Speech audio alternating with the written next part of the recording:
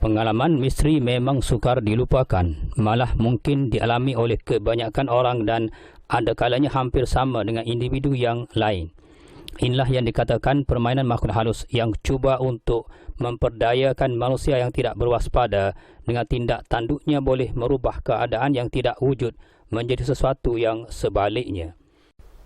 Berdasarkan kepada hakikat tersebut, mungkin anda pernah mendengar kisah misteri restoran Tujuh Relung di Pendang Kedah sebagaimana yang pernah terjadi sewaktu ketika dulu. Walaupun restoran berkenaan memang tidak wujud di kawasan tersebut yang hanya sebatang pokok kekabu dan hanya diketahui oleh penduduk di kawasan itu semata-mata. Namun penduduk-penduduk dari daerah lain pasti terkena kerana diperdaya makhluk halus, terutamanya hantu pari itu. Kisah misteri berkenaan bukanlah suatu cerita dongeng kerana ia boleh berlaku di mana-mana dan kepada siapa sahaja yang lalai. Terbaru pula berlaku di Kelantan yang dianggap menyamai peristiwa di Pendang itu apabila wartawan Secara TV berkesempatan menemui Haji Dolah Osman atau lebih dikenali Pak Lah Nasi Kerabu dari Kampung Baruh seberang Pasir Mas Salor, Kota Baru, Kelantan, menjelaskan segala-galanya tentang misteri kemunculan restoran sate di kawasan tersebut. Katanya, sewaktu ketika dahulu, iaitu semasa projek pembinaan Lebuh Raya Pasir Mas Salor sekitar tahun 1990, orang ramai yang menggunakan laluan terbabit sering dibayangi rasa takut, apatah lagi terpaksa melalui kawasan sawah padi yang agak lengang serta sebuah tanah perkuburan yang didakwanya agak keras dikenali kubur Ujit di Kampung Kubang Palas itu. Apabila projek Lebuh Raya itu siap sepenuhnya pada tahun 1999, banyak kejadian aneh dan misteri telah berlaku berhampiran tanah perkuburan tersebut. Namun, kebanyakan pemandu tetap menggunakan laluan itu memandangkan Lebuh Raya berkenaan merupakan jalan pintas yang paling dekat di antara dua daerah tersebut. Menurutnya lagi pernah terjadi kereta berlanggar turut terbakar teruk berhampiran kawasan tanah perkuburan itu. Kemudiannya berlaku pula kemalangan jalan raya melibatkan 3 buah kenderaan per 2 kancil, Proton Wajah dan Pajero.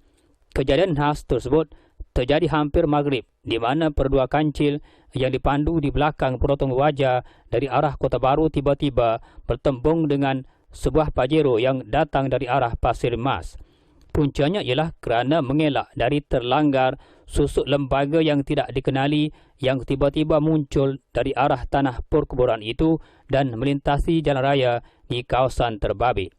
Walaupun kejadian itu agak ngeri di mana kereta per 2 kancil didapati terbalik kerana berlanggar antara satu sama lain dan pemandunya tercampak keluar dari kenderaan. Tidak ada kejadian maut dilaporkan. Tetapi menurut Pak Lah, kejadian tersebut tidak terhenti setakat itu sahaja. Kejadian terbaru misteri restoran sate yang berlaku pada bulan Jun 2005 telah sedia maklum bagi penduduk-penduduk di kawasan sekitarnya, apatah lagi bagi orang ramai yang melalui Lebuh Raya itu terpaksa menggunakan laluan umum kenderaan terutamanya dari Pasir Mas ke Kota Baru di kawasan tanah perkuburan itu juga. Tambah Pak Lah, pengalaman misteri yang dialami oleh salah seorang pemuda dari Pasir Mas yang turut menghebahkan cerita ini masih lagi diingatinya kerana beliau adalah orang yang keempat sebagai mangsanya. Menurutnya, pemuda tersebut memandu kenderaannya dari arah Pasir Mas bertujuan untuk ke Kota Baru kerana menyelesaikan urusannya di sana.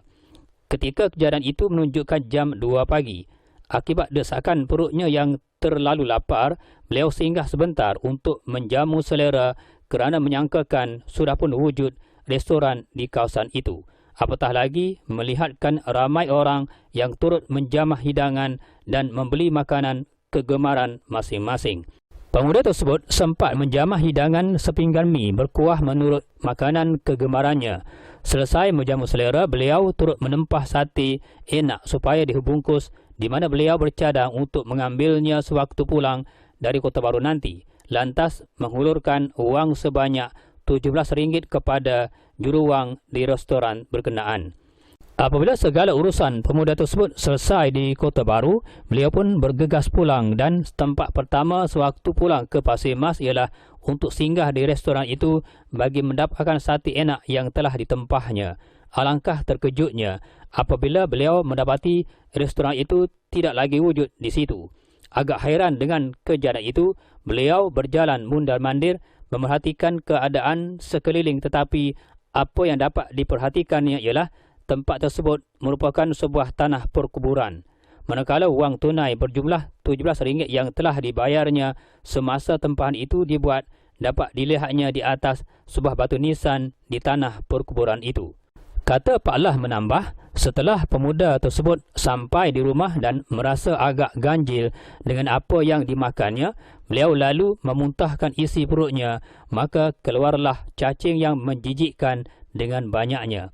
Katanya, pelayan restoran itu 5 gadis semuanya, cantik-cantik pula itu. Bagi beliau, benda lain tidak tentulah hantu pari.